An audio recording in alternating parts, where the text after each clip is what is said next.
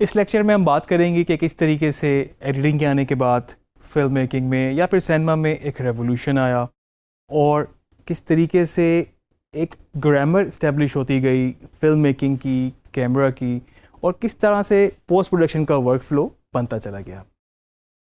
मैं सबसे पहले आपको बताऊं कि जब सिनेमा का इनोवेशन हुआ, बहुत सारी डिबेट्स थी, साउंड नहीं था, बहुत सारे लोग उस वक्त थिएटर देखा करते थे, लेकिन फिर सिनेमा के लिए जाना शुरू हुए। फिर साउंड भी बीच में आया, साउंड की वजह से आपको अपना फ्रेम रेट भी चेंज करना पड़ा। साउंड के बाद और लोगों का इंटरेस्ट बढ़ा, डायलॉग्स आ गए, साउंड की पूरी इंडस्ट्री एक इस्टेब्लिश हो गई जिसमें ऑन लोकेशन रिकॉर्डिंग, फिर पोस्ट प्रोडक्शन में किस तरीके से उसको ट्रीट करते थे, किस तरीके से उसको वीडियो के साथ सिंक करते थे, और इस तरह से चीज़ें बढ़ती गई। सिनेमा के बाद टीवी इंडस्ट्री, क्योंकि कन्वेंशंस वही थी फिल्म मेकिंग की, इस तरीके से शॉर्ट्स रिकॉर्ड किए जाते थे। टीवी आया तो फिर ब्रॉडकास्ट का तरीका किस तरह से बना, ड्रामास बनना शुरू हुए।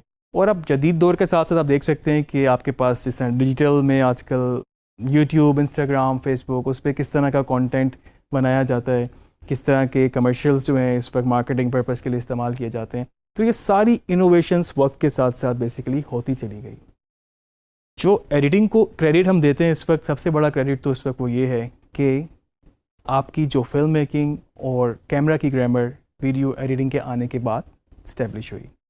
क्योंकि आप सोच सकते हैं कि जब एक जगह पर कैमरा दूसरा शॉट, दूसरी वेरिएशन लेता ही नहीं था, क्योंकि वहाँ पर आप उसको जोड़ ही नहीं सकते थे। मिसाल के तौर पे आपके पास डिफरेंट शॉट टाइप्स होते हैं जो कि आगे हम डिटेल में देखेंगे।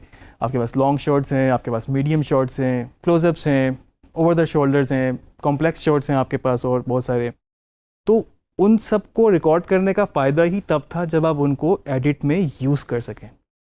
तो जब D.W. ग्रिफिथ ने उसको एडिटिंग में यूज़ करना शुरू किया तो फिल्म मेकिंग की सारी ग्रामर बनती चली गई कि ये शॉट भी ले सकते हैं, किस तरीके से आपका फिल्म का स्ट्रक्चर बन सकता है कि अगर आप एक चीज़ कहाँ से शुरू करते हैं, कहाँ पे ख़त्म करते हैं, तो वो पूरा एक scene by scene, sequence by sequence आपका चेंज आता चला गया। और इसके साथ साथ अगर सिर्फ मैं एडिटिंग की ही बात करूँ तो जिस तरह फिल्म स्प्लाइसिंग शुरू हुई थी, उसके बाद लीनियर आया, नॉन लीनियर आया, लाइव एडिटिंग होती है। आप लोग देख सकते हैं कि इस वक्त आपके लाइव ब्रॉडकास्ट में लाइव एडिटिंग होती है, आपके मल्टीपल कैमरास में एडिटिंग होती है। तो बहुत सारी चीज़ें इसमें इन्वॉल्व होती चली गई। इसमें मैं आपको थोड़ा सा ये भी बताता चलूँ कि ये जितनी भी इनोवेशंस होती गई उसकी वजह से नए डिपार्टमेंट्स, नई चीज़ें बनती चली गई। सॉफ्टवेयर्स की बहुत इनोवेशंस हुई, नए से नए सॉफ्टवेयर्स आते गए ब्रॉडकास्ट के लिए, टीवी के लिए, सिनेमा के लिए, हर तरह से। और लोग भी इसमें इन्वॉल्व होते गए, लोग सीखना शुरू हो गए चीज़ों को, और प्रॉपर एक इंडस्ट्री बनती चली गई। अगर आप थोड़ी सी नज़र दौड़ाएं इस वक्त हॉलीवुड पे, जो कि इस पर कंसिडर की जाती है एक स्टैंडर्ड या फिर एक बहुत बड़ी फिल्म इंडस्ट्री, तो उसमें आपको जो मेजॉरिटी डायरेक्टर्स मिलेंगे वो मिलेंगे जो पहले एडिटिंग कर चुके हैं। इवन पाकिस्तान में भी इस वक्त आपको मेजॉरिटी जो डायरेक्टर जो कि कमर्शियल्स कर रहे हैं, फिल्में कर रहे हैं, या फिर और भी किसी और रोल में काम कर रहे हैं डायरेक्टर्स, तो आपको मेजॉरिटी डायरेक्टर्स वो नज़र आएंगे जो पहले एडिटर रह चुके हैं। इसकी क्या वजह हो सकती है? एक वजह तो ये हो सकती है कि आपके पास जब फिल्म होके मटेरियल आता है तो एडिटर उसको प्रीव्यू करता है, एडिटर ही उसको सिलेक्ट करता है, और एडिटर उसको असेंबल करता है, फिर उसका रफ़ कट बनता है, फाइन कट बनता है, फाइनल कट बनता है।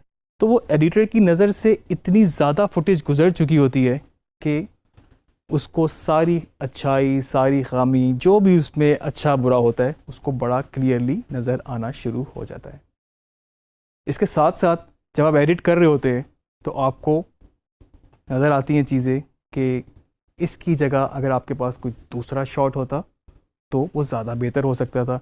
दूसरा शॉट से मतलब शॉट टाइप भी हो सकता है कि अगर इस लॉन्ग शॉट की जगह आपके पास मीडियम होता, या मीडियम की जगह आपके पास क्लोजअप होता, तो आपके पास और बेहतर नैरेटिव बनता जाता। तो ये इसलिए भी आपकी बहुत अच्छी लर्निंग होती है। सेकेंडली, आपका जो एडिटर होता है, अगर हम एक फिल्म एनवायरनमेंट की बात करें तो उसमें एडिटर ब्लैंक होता है, उसको नहीं पता कि शूट पे क्या हुआ है, प्रोडक्शन में क्या हुआ है, कितने कैमरास इन्वॉल्व थे, कितनी क्रू इन्वॉल्व था, क्या स्टोरी है। तो उसको प्रॉपर एक स्क्रिप्ट से गुजरना पड़ता है, उसको प्रॉपर एक लॉग से गुजरना पड़ता है। तो इसकी वजह से आपका पेपर वर्क जो कि प्री प्रोडक्शन में, प्रोडक्शन में हुआ होता है, वो भी काफ़ी स्ट्रॉन्ग हुआ होता है। तो ये क्रेडिट भी मैं देता हूँ एडिटिंग को कि उसकी वजह से आपके पास सारा वर्क फ्लो बहुत स्मूथ रहता है और वो सारी लर्निंग जो भी चीज़ें होती हैं, जिस तरह से जो भी आउटपुट चाहिए होती है, वो फिर आपका पेपर वर्क की वजह से बनाई जाती है।